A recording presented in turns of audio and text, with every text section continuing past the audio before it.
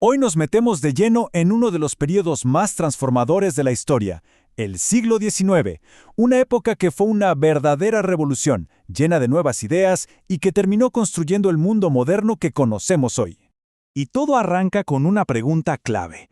¿Cómo es que un grupo que en realidad era una minoría logró cambiarlo todo? La economía, la política, hasta la manera en que la gente se imaginaba a sí misma. Para entender el siglo XIX hay que entender a su protagonista principal, la burguesía. Bueno, vamos a meternos en esto.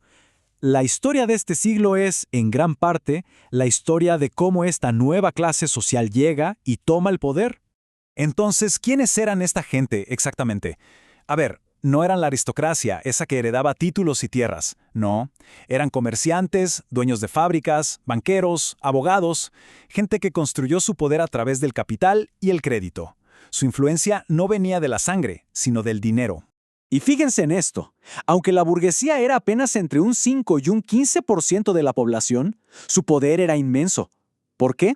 Porque a diferencia de la aristocracia que basaba su poder en la tierra, los burgueses controlaban las nuevas fuentes de riqueza, la industria, el comercio, los bancos. Esto les dio una influencia económica pero tan grande, que los gobiernos en muchos sentidos empezaron a depender de ellos. Y no hay que subestimar su impacto. Es más, hasta pensadores muy críticos con ellos, como Marx y Engels, reconocieron su papel. Cuando dicen que jugaron un papel verdaderamente revolucionario, se refieren a que esta clase social, literalmente, demolió el viejo orden feudal, que estaba basado en la herencia y en la tierra. Esta comparación lo deja clarísimo. La burguesía destruyó un sistema donde el poder estaba atado a los apellidos, y sobre esas ruinas construyó el capitalismo. Un mundo basado en la industria, los mercados y el movimiento de capital. Fue una transformación total.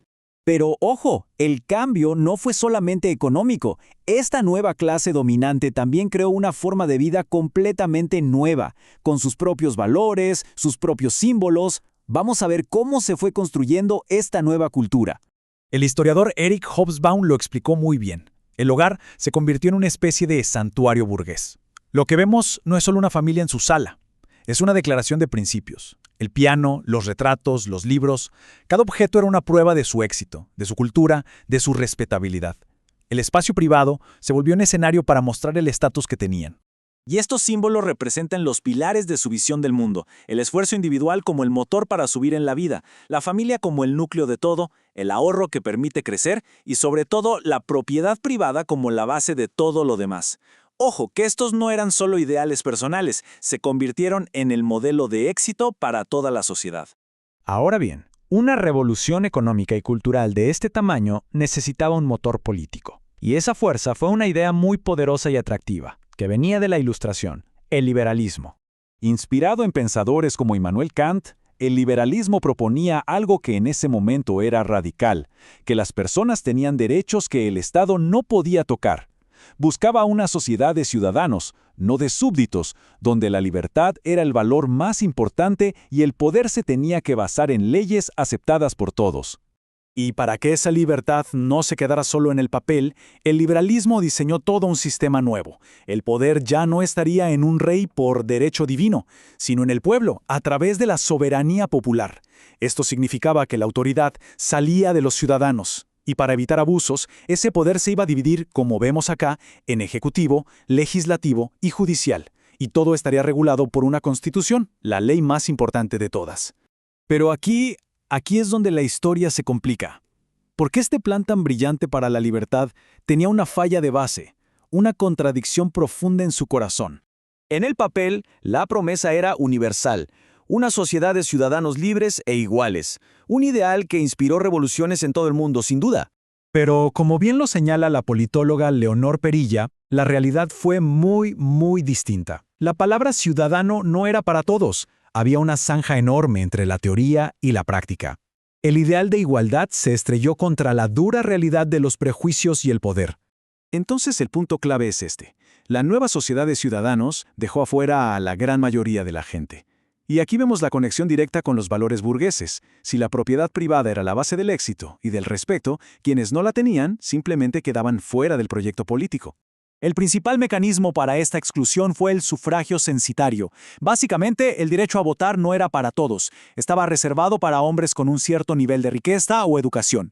En Chile, por ejemplo, el liberal José Victorino Lastaria defendía limitar el voto solo a los capaces. Mientras tanto, claro, surgían movimientos como la Declaración de Seneca Falls en Estados Unidos, que exigían igualdad de derechos políticos para las mujeres, lo que demuestra que esta exclusión no se aceptó sin más. A pesar de sus contradicciones, estas ideas liberales y republicanas fueron la gasolina para uno de los proyectos más grandes del siglo, la creación de los estados nacionales modernos. El concepto de nación se volvió una fuerza increíblemente poderosa. De repente, la gente empezó a identificarse no solo con su pueblo o su región, sino con una comunidad mucho más grande, unida por un idioma, una historia, una bandera, incluso sin conocerse personalmente.